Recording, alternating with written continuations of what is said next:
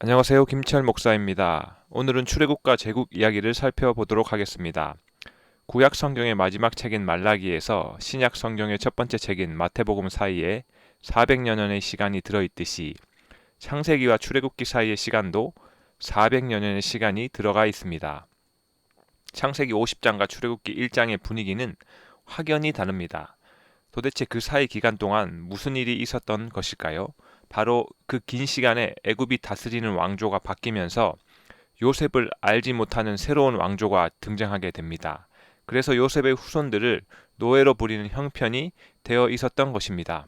하지만 그 사이에 이배굽했던 야곱의 가족 70명은 언덧 히브리 민족이라고 불릴 정도로 장정만 해도 60만 명이라는 거대한 숫자로 불어나 있다는 것을 알 수 있게 됩니다. 드디어 하나님께서 이 히브리 민족을 가나안 땅으로 이끄시기 위해서 출애굽의 지도자 모세를 준비시키십니다. 우리가 정말 놀랍게도 성경을 가만히 살펴보면 입애굽 이야기와 출애굽 모세 이야기는 서로가 균형 있게 순서대로 잘 묶여 있다는 것을 알 수 있습니다. 자, 야곱의 자손들이 애굽으로 들어간 이유가 바로 민족 때문이었다면 이제 애굽에서 나오는 이유는 바로 제국 때문에 나오게 됩니다. 입애굽의 지도자가 요셉이었다면 출애굽의 지도자는 모세가 되겠습니다. 요셉이 고센 땅 정착과 목축업으로 입애굽을 주도했다면 모세는 바로 왕과 기적을 가지고 협상을 했고 그 결과 히브리 민족 모두가 나가도 좋다는 허락을 받아내게 됩니다. 이렇게 창세기 후반 이야기와 출애굽기 전반 이야기가 균형 있게 잘 묶여서 이어져 있다는 것을 기억하시면서 계속해서 살펴보겠습니다. 창세기에서 살펴보았듯이 하나님께서 아브라함에게 자손에 대한 약속을 허락해 주셨습니다. 그런데 출애굽기에 와서 드디어 430년 만에 자손에 대한 약속이 성취됩니다. 이스라엘 자손은 생육하고 불어나서 번성하고 매우 강하여 온 땅에 가득하게 되었다고 말씀합니다. 요셉 때 이배굽했던 아브라함 후손 70명이 히브리 민족으로 변해 있었다는 놀라운 사실을 출애굽기 첫 장을 펴면 먼저 확인할 수 있겠습니다. 이어서 출애굽기 1장 9절을 통해서는 히브리 민족이 애굽 사람보다도 숫자가 더 많고 강한 민족으로 성장해 있었음을 알 수 있습니다. 그런데 이때에 애굽 안에 변동이 생기게 됩니다. 바로 17왕조가 무너지고 18왕조가 등장하면서 분위기가 달라집니다. 이 18왕조는 제국주의를 하고 싶었습니다. 이 제국주의를 하려면 국경을 넘어서 군대를 이끌고 출정해서 다른 나라를 점령해야 됩니다. 그런데 애굽이 전쟁에 나갔을 때에 히브리 민족이 숫자가 많아졌기 때문에 그들이 적들과 내통해서 반란을 일으키게 된다면 애굽이 꿈꾸는 제국주의는 할 수 없게 됩니다. 상황이 이렇게 되자 애굽이 그 문제에 대해 대처하기 위해서 정책을 내어놓습니다. 이 내어놓은 정책은 바로 두 가지인데요. 첫 번째는 바로 영아 살해 명령이었습니다. 산파를 이용하여 남자아이가 태어나면 죽이라는 명령을 내렸고 그것이 실패하자 애국 군인들이 와서 남자아이를 나일강에 던지도록 하였습니다. 수많은 아이들이 이때 목숨을 잃게 되었고 바로 이때 모세도 태어나게 됩니다. 두 번째로는 강제 노역을 시켜서 탈출을 꿈꾸지 못하도록 가혹하게 노동을 부여하는 것이었습니다. 감독들을 세워서 강력한 채찍으로 다스리게 했고 히브리 민족을 힘들게 하여 어떠한 꿈도 꾸지 못하도록 철저하게 패배의식 속에 살도록 했습니다. 애굽은 이 두 가지 정책을 통해 히브리 민족의 인구를 조절하고 반란을 일으키지 못하도록 하여 히브리 민족을 노예 삼아 애굽의 거대한 문명을 만들고 제국주의를 표방하고 있었던 것입니다. 이 상황에서 모세가 태어납니다. 그렇다면 히브리 민족의 자식이었던 모세가 어떻게 애굽의 왕자로 살 수 있었을까요? 아이들이 죽어나가는 민족 문제가 이슈화되고 있는 이 위기의 상황에서 모세가 태어나고 모세의 부모님은 이 아이를 숨겨야 아이를 살릴 수 있었습니다. 그런데 당연히 아이들은 우는 것이 특징이기 때문에 더 이상 숨길 수 없는 상황이 됩니다. 그 상황이 얼마나 급하겠으면 모세의 부모는 이 아이를 갈대 상자에 태워서 강물에 흘려보내게 됩니다. 여기서 모세가 갈대 상자를 탄 이유를 정확히 살펴보면 바로 네 가지입니다. 첫 번째로 엄마가 태웠기 때문이고요. 두 번째로 애굽이 제국주의를 시작했기 때문이고, 세 번째로 민족은 있었지만 그들이 나라를 가지지 못했기 때문입니다. 또 마지막으로 하나님께서 출애굽 시기를 결정하셨기 때문입니다. 결국 모세는 하셉수트라는 이집트 공주에 의해서 발견되어 공주의 양자로 삼아지게 되고 애굽 왕궁으로 들어가서 왕자 교육을 받습니다. 즉 제왕학에 대한 족집게 공부를 마치게 됩니다. 이때 모세 누나의 이 미리암의 기지로 어머니 요게벳이 모세의 유모로 불려가게 되고 이 요게벳에 의해 하나님에 대한 신앙 교육도 함께 받게 됩니다. 그러니 80년 후에 하나님께서 모세를 찾아가셔서 내가 너의 조상의 하나님이고 아브라함과 이삭과 야곱의 하나님이다라고 했을 때 딱 알아들을 수 있었던 이유가 이 요게벳의 신앙 교육 때문이었다고 보시면 되겠습니다. 히브리 혈통을 가진 모세는 민족 문제에서 자유로울 수 없었습니다. 결국 민족 문제 때문에 그가 살인을 범하게 되고 또 시체를 유기하게 되고 그로 인해 야반 도주를 해야만 하는 상황에 직면하게 됩니다. 이것이 애굽의 신문에 대서특필되었을 겁니다. 대단히 촉망받는 정치신인 모세, 애굽인을 살해하고 시체 유기 혐의로 체포영장이 발표됐다. 그러나 야반 도주 중이라는 이 내용이 신문의 큰 면에 실렸을 것입니다. 출애굽기 2장에 이 왕자 생활 40년과 미디안 광야 생활 40년, 총 80년의 모세의 이야기가 잘 그려져 있겠습니다. 그 상황에서 미디안 광야에서 양치기로 40년을 보내고 결이 썩을 대로 썩었을 모세에게 하나님께서 찾아오십니다. 이때 하나님께서 모세에게 무조건 명령하시지 않으시고 설득을 통해 사명을 부어주시게 됩니다. 아브라함, 이삭, 야곱의 하나님께서 그들의 후손들이 고통하는 것을 보고 들으시고 그들을 출애굽시키셔서 약속의 땅으로 인도하겠다는 출애굽의 청사진을 들고 모세를 찾아오셔서 설득하십니다. 그런 하나님을 모세가 우리 하나님 정말 멋있다라고 하면서 바로 받아들였을까요? 아니요. 바로 거절합니다. 모세는 민족 문제의 지금 피해자로 미디안 광야에서 40년을 보내고 있는 상황입니다. 그런데 이 민족 문제를 하나님께서 다시 건드리자고 하셨는데 그것을 다시 건드리는 것이 얼마나 위험한 일인지 또 지금 애굽이 그 문명으로 제국주의를 표방하고 있는데 그것이 예전보다 더했으면 더했지 노예들을 내보내줄 가능성이 절대 없다라는 것을 이 모세가 너무 잘 알고 있었기 때문입니다. 그러나 하나님께서는 끝까지 모세를 설득하십니다. 결국 기적도 보여주시고 나중엔 화까지 내십니다.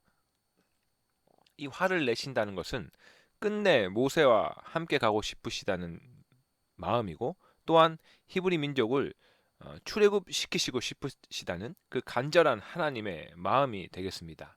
결국 모세가 하나님의 능력을 믿고 설득되어 애굽으로 가기로 결정합니다.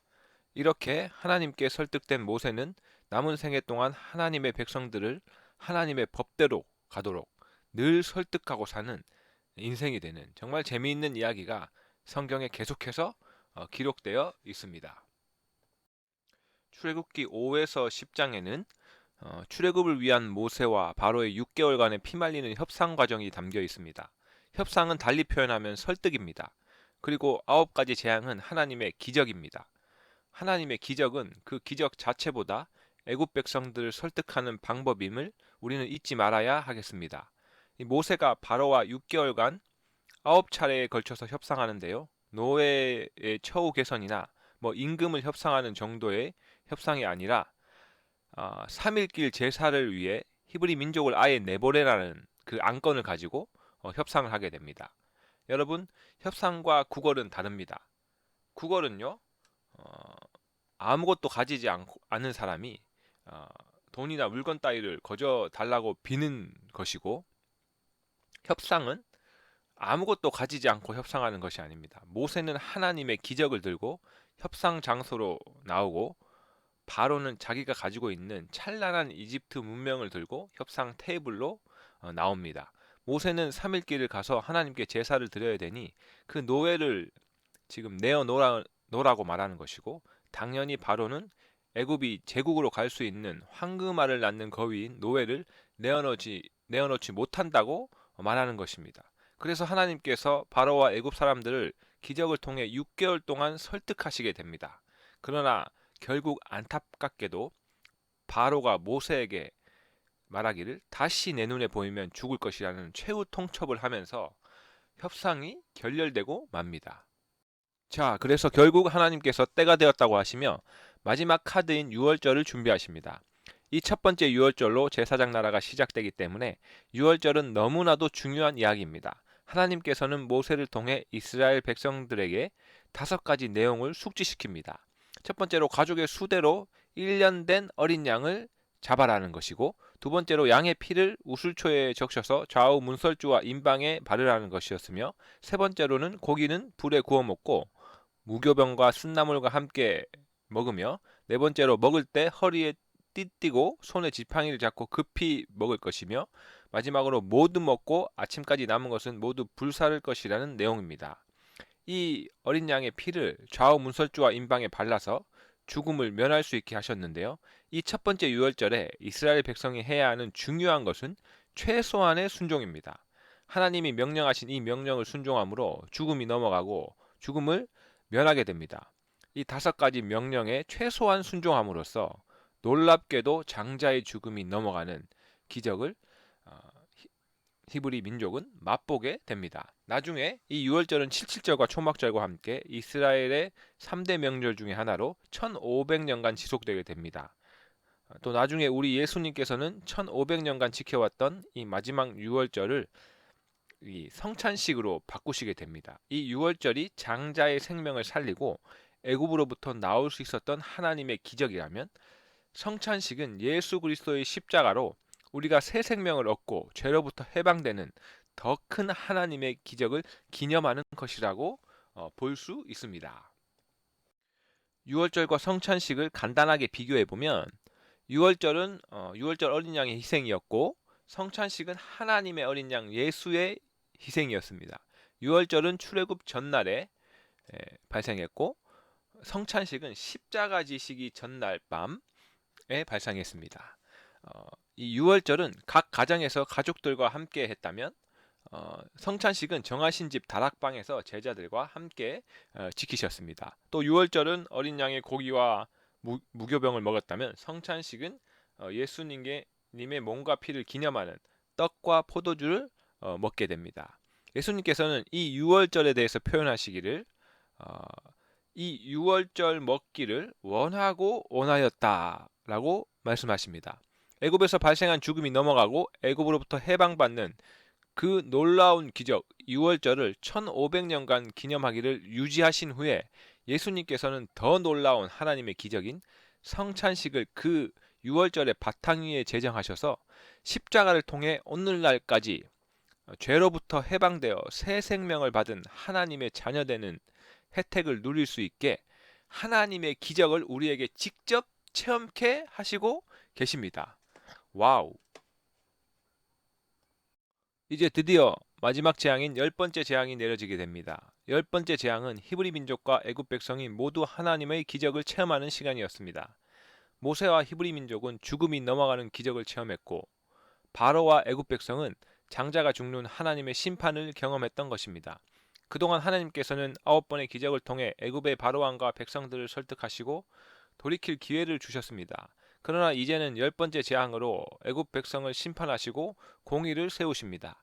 드디어 히브리 민족이 애굽을 탈출해서 홍해를 건너게 됩니다. 홍해 앞에 다다랐을 때 애굽 군대가 이스라엘 백성들을 뒤쫓아오게 됩니다. 하나님께서는 그 상황에서 홍해를 가르시고 이스라엘 백성들을 구원하시고 애굽 군대를 홍해에 수장시키십니다. 홍해에서 이 수백 년간 괴롭혔던 애굽의 망령이 드디어 수장되게 됩니다. 우리도 더 이상 우리 힘으로 어찌할 수 없고 우리의 한계를 절감할 때에 하나님께서 우리를 대신해 싸우신다는 그 사실을 믿고 그분의 손길을 기다리는 것이 믿음임을 깨달아야 하겠습니다.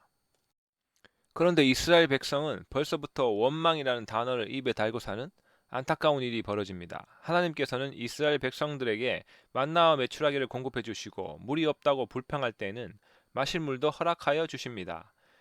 이렇게 모세는 탁월한 지도력을 발휘해서 불평하는 백성들을 이끌고 출애굽 이후 3개월 만에 시내산에 도착하게 됩니다. 자, 이렇게 출애굽과 제국 이야기를 정리해 보았는데요. 히브리 민족이 왜 출애굽을 했을까요? 바로 애굽이 제국주의를 펼쳤기 때문입니다. 하나님께서는 히브리 민족에게 악한 제국주의가 어떤 것인지 온몸으로 체험하게 하셨습니다. 히브리 민족은 물질주의와 공성전과 노예제도를 토대로 하는 제국을 뼈저리게 체험했기에 이제 하나님께서 계획하고 계신 새로운 나라를 부푼 마음으로 기대할 수 있었습니다. 그러므로 하나님께서 히브리 민족을 출애굽시켰던 진짜 이유는 바로 하나님이 주신 새로운 제사장 나라, 이 좋은 나라를 세우기 위함이었습니다. 그 나라는 어떤 나라일까요? 다음에 살펴보도록 하겠습니다. 기대하십시오.